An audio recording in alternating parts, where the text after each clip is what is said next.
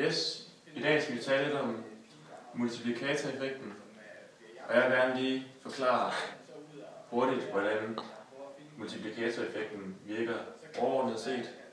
Hvis vi skal tage et eksempel, så kan vi her se det økonomiske kredsløb i de 5 sektorer: offentlig sektor, husholdning, udland, virksomheder og finansielle sektor. Så siger vi, at den offentlige sektor, staten, letter skattetrykket. Det betyder, at husholdningerne får flere penge mellem hænderne, så de øger deres forbrug.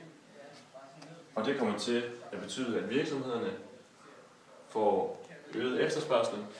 Og det vil så sige, at virksomhederne bliver nødt til at ansætte flere folk. Det vil sige, at de øger beskæftigelsen. Det betyder så, at når beskæftigelsen bliver øget, så ryger der også flere penge over i statskassen. At husholdningerne og virksomhederne sætter flere penge i banken, i og med at de har flere penge mellem hænderne.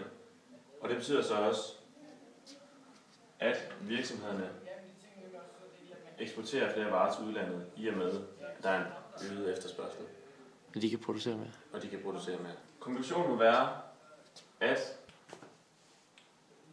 den direkte effekt udløser nogle afledte effekter, som i sidste ende forstærker alle sektorer.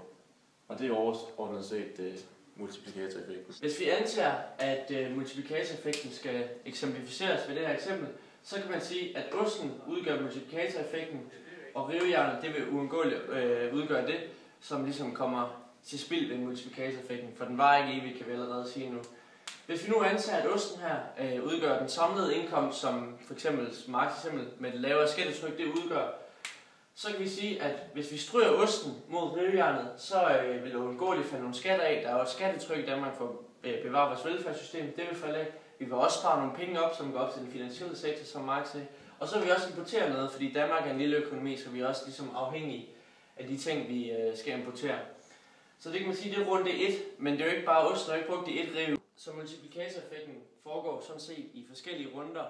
Men de her runder, de vil ikke være ved, fordi vi kan ikke blive ved med at bruge løs af vores indkomst, og vi kan ikke blive ved med at producere forbrug, uanset hvor godt det lyder. Vi bliver også nødt til at give lidt penge tilbage til staten og opspare og også importere, fordi vi er en lille åben økonomi med et højt skattetryk.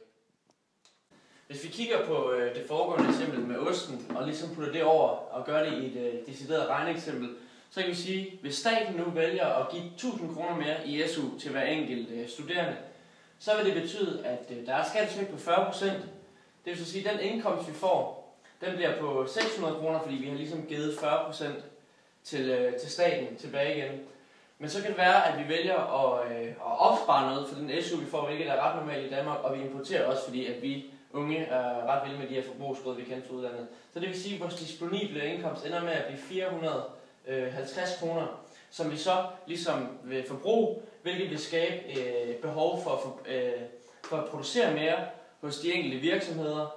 Og det vil så igen føre tilbage til, at de kan ansætte flere, det vil sige, at måske kan flere studerende kommer i studiejob eller noget af den stil. Så på den måde der hænger det sammen, for pengene de cirkulerer altså mellem studerende og produktion, altså husholdningerne og virksomhederne. Så på den måde der hænger multiplikatoreffekten ret godt sammen i de forskellige sektorer. Og multiplikatoreffekten i en bredere kontekst, så vil vi kunne sammenligne multiplikatoreffekten i en lille åben økonomi som den danske og en stor lukket økonomi som den indiske. En stor lukket økonomi som den indiske er, der vil karakteristisk være et forholdsvis lavt eller meget lavt skattetryk, så hvis vi siger det er 0,15%, så vil man kunne se, at den samlede effekt af multiplikatoren er betydeligt større og varer i længere runder, og derfor er forstærket. Og en stor lukket økonomi er desuden også kendetegnet ved, at der ikke er specielt meget samspil med de udlandske markeder, ligesom der er en lille åben økonomi, fordi man er lukket, og derfor forudsætter, at den store lukket økonomi derfor selvforsyner med hinanden. Derfor vil eksporten være meget lav i en stor lukket økonomi som den indiske. Så hvis vi sætter den til 0,02 i værdi, så vil vi også godt kunne se, at den samlede multiplikatoreffekt stiger markant, fordi pengene bliver i hjemlandet og ikke bliver sendt ud af udlandet. Derfor er multiplikatoreffekten generelt meget mere markant og betydningsfuld i en stor lukket økonomi som den indiske.